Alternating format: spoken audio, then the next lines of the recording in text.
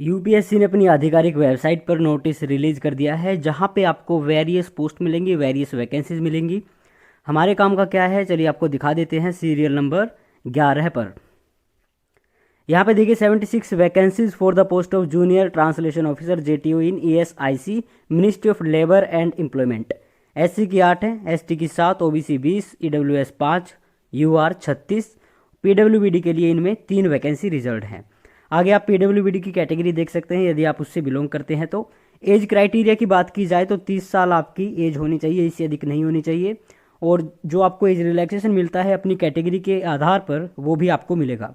Essential qualification की बात की जाए तो ये सबसे इंपॉर्टेंट है, जो एसएससी जीएचटी में होती है वही यहाँ पे है, ठीक है।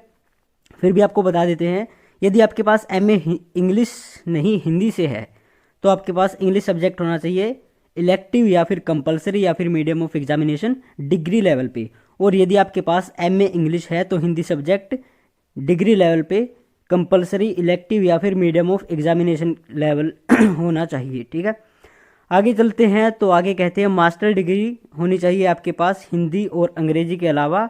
इसके साथ आपके पास क्या होना चाहिए, Hindi medium and English as a compulsory subject और इलेक्टिव सब्जेक्ट और as the medium of examination at degree level. यानी कि अगर एमए इंग्लिश और एमए हिंदी के अलावा किसी और सब्जेक्ट में आपके पास मास्टर डिग्री है तो इंग्लिश और हिंदी दोनों सब्जेक्ट आपके पास ग्रेजुएशन लेवल पे होने चाहिए। यदि इनमें एक सब्जेक्ट है, दूसरा मीडियम ऑफ एग्जामिनेशन है तो भी चलेगा। आगे फिर कहते हैं कि इसके साथ साथ आपके पास क्या होना चाहिए, रिकॉग्नाइज्ड डिप्लोमा और certificate course in translation from Hindi to English and vice versa. यानी कि पीजीडीटी आपके पास होना चाहिए या फिर 2 साल का ट्रांसलेशन में एक्सपीरियंस होना अनिवार्य है।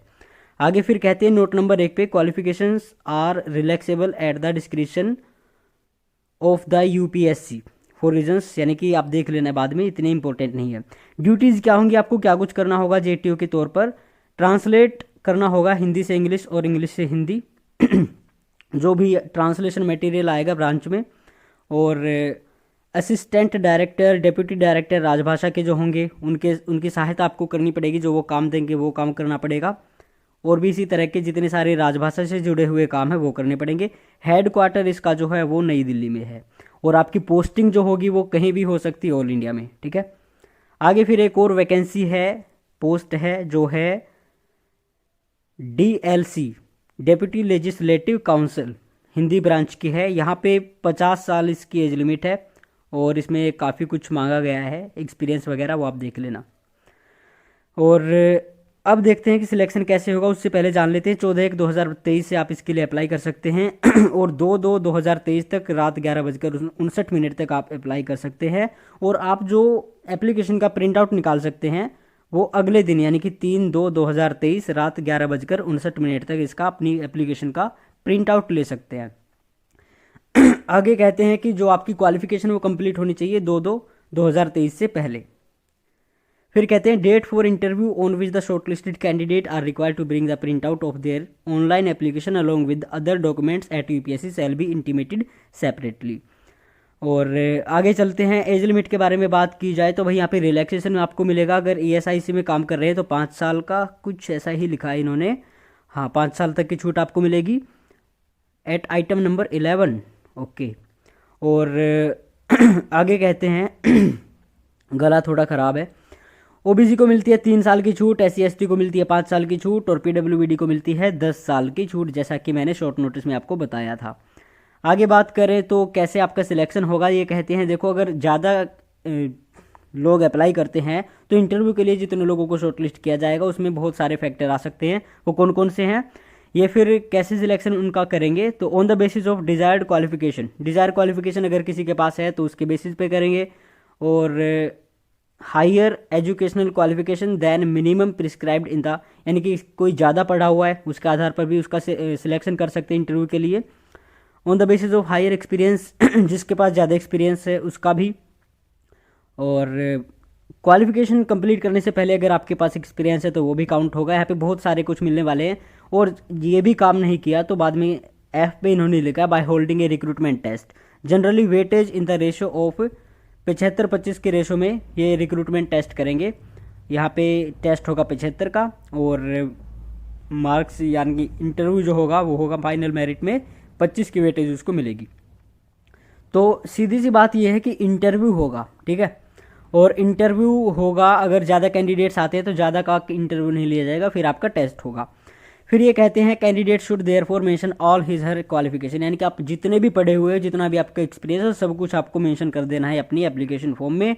और फिर कहते हैं मिनिमम जो क्वालिफाइंग मार्क्स होंगे वो ओबीसी के लिए 45, यूआर ईडब्ल्यूएस के लिए 50 और एससी एसटी पीडब्ल्यूबीडी के लिए 40 अंक होंगे आउट ऑफ 100, इंटरव्यू में भी और टेस्ट में भी।